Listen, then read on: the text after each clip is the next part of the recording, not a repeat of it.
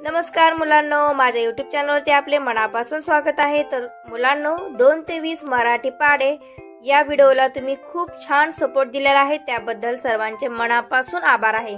तर मुलांनो, आज आपण या व्हिडिओमध्ये पाहणार आहोत म्हणजे A to Z इंग्लिश मुळाक्षरे। Okay, A to Z English मुळाक्षरे आपण पाठीमागच्या व्हिडिओमध्ये पाहिलेले आहेत, कॅपिटल आणि स्मॉल लेटर मध्ये। तर आज त्या दोन्हीचं कॉम्बिनेशन करून आपण नोटबुक मध्ये कशी लिहावायचे हे या व्हिडिओ मध्ये पाहणार आहोत। तर चला व्हिडिओला आपण सुरुवात करूया। पहा, आपण ए रायटिंग करणार आहोत, म्हणजेच काय म्हणतो आपण त्याला, कॅपिटल आणि स्मॉल लेटर सोबत लिहिणार आहोत। ओके, ए रायटिंग। Start video. ओके, तर पहिलं लेटर आहे ए। ओके, ए पहा, ए। ओके, ए। बी, B, C, D,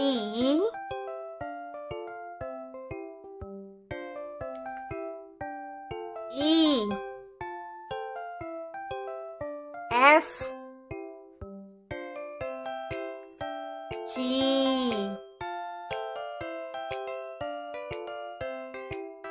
H,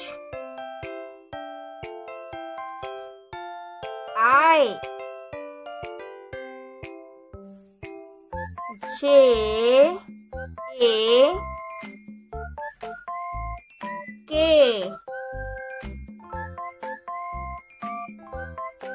L, M,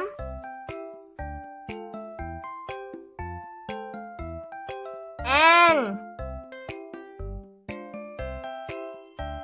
O, P, E, Q, Q, R,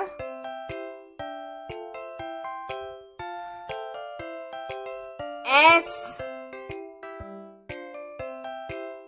T,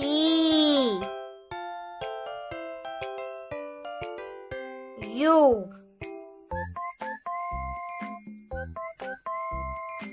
V,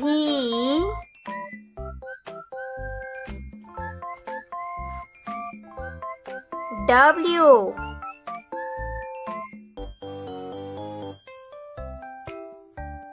X, Y, Z। Okay, तर पहा मुलांनो, आपण या व्हिडिओ मध्ये A to Z हे लेटर्स अगदी छान लिहिलेले आहेत, अगदी व्यवस्थित आणि सुटसुटीत लिहिलेले आहेत, पहा तुम्ही। Okay, A to Z। तर मुलांनो, आपण पाठीमागच्या व्हिडिओ मध्ये पाहिलेला आहे कॅपिटल लेटर आणि स्मॉल लेटर। हे व्हिडिओ जर कोणी पाहिली नसतील तर त्याची लिंक मी तुम्हाला डिस्क्रिप्शन मध्ये दिलेली आहे, नक्की पहा आणि खूप चांगल्या प्रकारे इंग्लिश लेटर्स आपल्या नोटबुक मध्ये लिहायला शिका। ओके, तर मुलांनो, आतापर्यंतच्या व्हिडिओ मध्ये आपण पाहिलेलं आहे की लेटर रायटिंग्स। ओके, नोटबुक मध्ये लेटर रायटिंग्स हे कसं करायचं ते।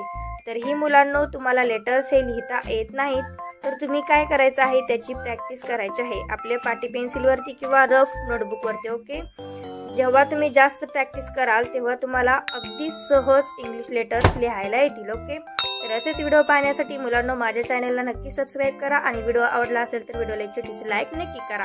चला तर मग भेटूया आपण अशाच पुढच्या व्हिडिओमध्ये। थँक्यू।